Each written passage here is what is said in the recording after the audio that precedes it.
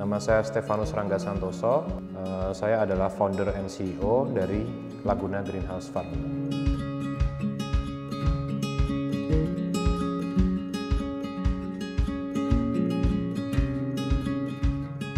Jadi Laguna Greenhouse Farming adalah perusahaan yang bergerak sesuai dengan namanya ya. Kita melakukan usaha pertanian di dalam greenhouse dan komoditas yang kita tanam saat ini adalah melon. Kenapa melon? Sebenarnya awalnya kebetulan ya. Lahan yang tersedia ada di Kudus dan itu milik orang tua saya, ada 1,3 hektar dan datarannya di Kudus gitu, rendah, panas. Terus saya sebelum mulai usaha selalu saya melakukan survei pasar gitu. Saya keliling, kira-kira komoditas apa yang premium gitu. Lalu dari keilmuan pertaniannya kan mesti kita cocokkan dong. Kira-kira kalau mau nanam ini, climate-nya, requirement-nya mesti gimana gitu. Ternyata banyak tanaman premium itu memang requirement-nya harus dingin. Nah, tentu lokasi kita sudah tidak memenuhi syarat. Ternyata yang bisa premium dan datarannya panas adalah melon. Cuman ada satu hal yang mengena buat saya, kenapa kok akhirnya saya pengen betul-betul di pertanian.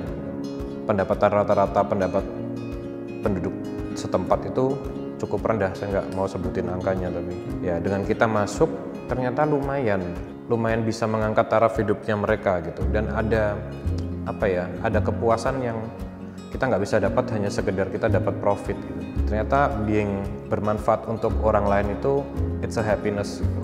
20 tahun kemudian petani-petani yang kita tahu banyak majority adalah tua-tua, pensiun, penerusnya siapa? Concernnya adalah kita terus makan dari mana gitu kan. Ketahanan kita, sedangkan Indonesia bicara tentang ketahanan pangan. Nah, terus bagaimana kita menumbuhkan regenerasi itu? Ya yang satu mesti ada contoh, mesti ada benchmark. Ada pengusaha yang berhasil di bidang pertanian.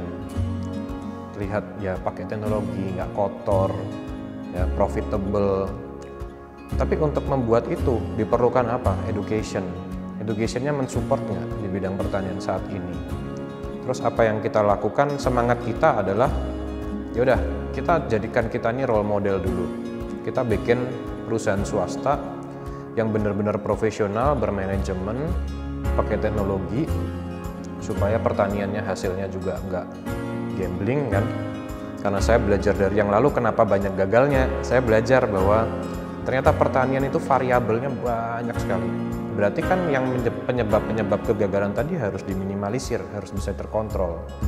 Minimal kalau misalnya hortikultura rentan kena hujan, rentan kelembapan tinggi, ya udah kasih tutup dong. Terus apalagi tanamannya melon itu hamanya banyak, mesti tertutup, ternaungi supaya hama ini nggak masuk. Kontrol hamanya seperti apa? Terus masalah quality, mungkin masalah di pupuknya, karena di tanah mungkin tanahnya kadang kualitasnya bagus, kadang enggak, ada yang rapat, ada yang rongga-rongga, itu kan pupuknya bisa nggak seragam. Bagaimana menseragamkan itu? Mungkin dari hidroponik dan sebagainya. Nah itulah yang akhirnya muncul di benak kita kan. Kita bikin bisnis yang betulan pertanian, jadilah kita role model untuk orang-orang muda supaya bertani itu nggak kotor loh. Ternyata pertanian juga keren. Ya, bertani juga bisa sukses, nggak selamanya bertani itu miskin.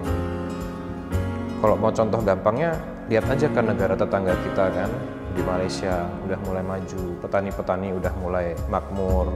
Bagi yang berinovasi, di Vietnam, di Thailand, saya keliling ke sana, ternyata pertaniannya top. Gitu kira-kira. Ya akhirnya 2017 akhir kita bangun greenhouse pertama kita di Kudus. 2018 sudah mulai beroperasi.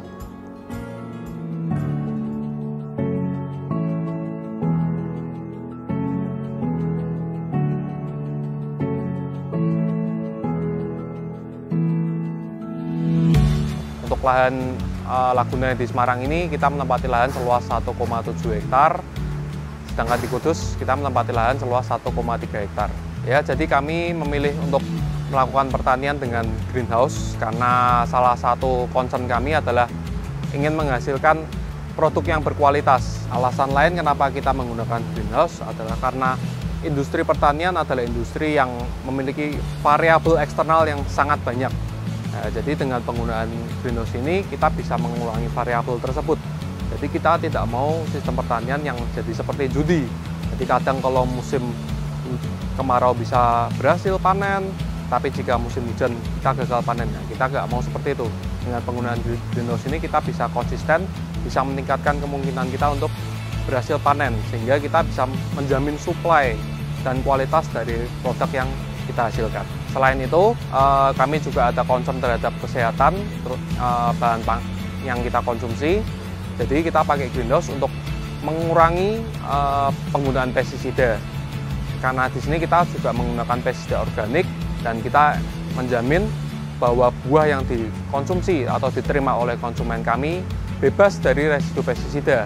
Karena dengan penggunaan greenhouse ini memungkinkan kita untuk tidak melakukan aplikasi pestisida 15 hari sebelum panen. Jadi saya berani jamin bahwa buah yang dikonsumsi ini aman dan bebas dari residu pestisida.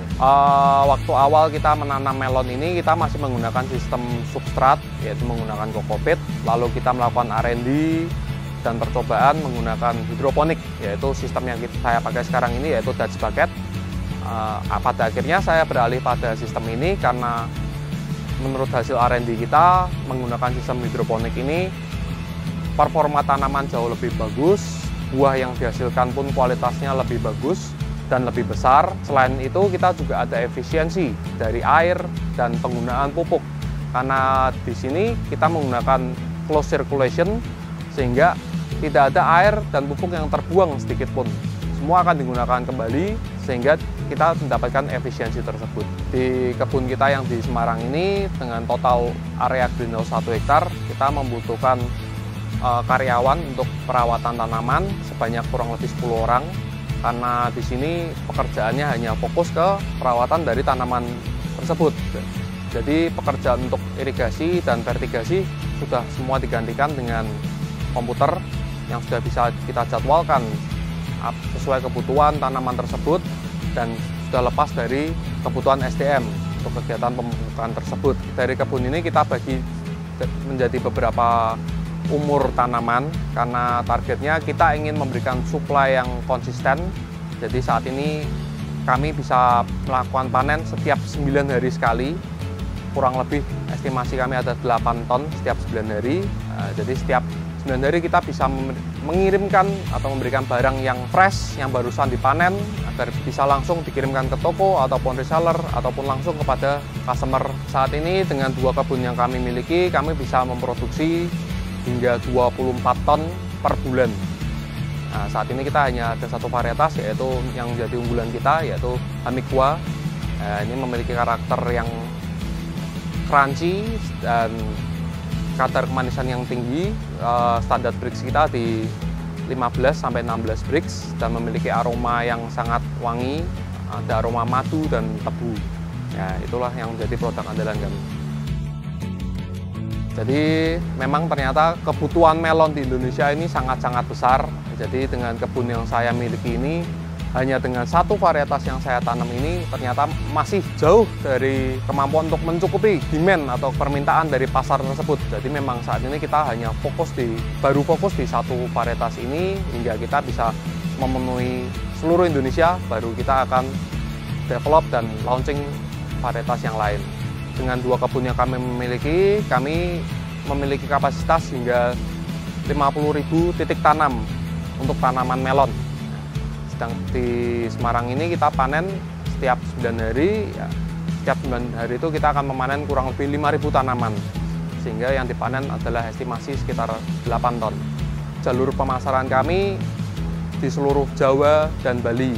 Nah, itu pun saya sebenarnya belum cover semua karena ternyata kebutuhan di Jakarta aja tuh sangat besar. Nah, saya baru masuk sekitar kurang lebih 20% dari toko yang ada di Jakarta. Jadi kebutuhan market masih besar, peluang masih terbuka sangat besar. Kenapa kita memilih industri pertanian? Karena menurut saya pribadi, industri ini adalah industri yang memiliki prospek yang sangat menjanjikan ke depannya, terutama dengan bertambahnya populasi manusia yang terus bertambah dengan sangat cepat. Sedangkan kita lihat regenerasi petani terutama di Indonesia itu sangat sedikit. Jadi kedepannya kita sangat membutuhkan banyak petani-petani baru yang pastinya memiliki skill dan kompetensi yang bagus sehingga kita bisa menghasilkan produk yang berkualitas tinggi. Buat anak-anak muda yang tertarik bidang pertanian, ya semoga konten ini bisa menginspirasi bahwa pertanian sekarang sudah modern dan banyak teknologi yang bisa kita aplikasikan sehingga tidak harus pertanian itu kotor seperti yang ada di mindset kita selama ini, bahwa ini adalah contoh salah satu penggunaan teknologi dalam pertanian yang akan mempermudah kita dalam bekerja dan tentunya akan bisa menghasilkan produk yang lebih berkualitas dan konsisten.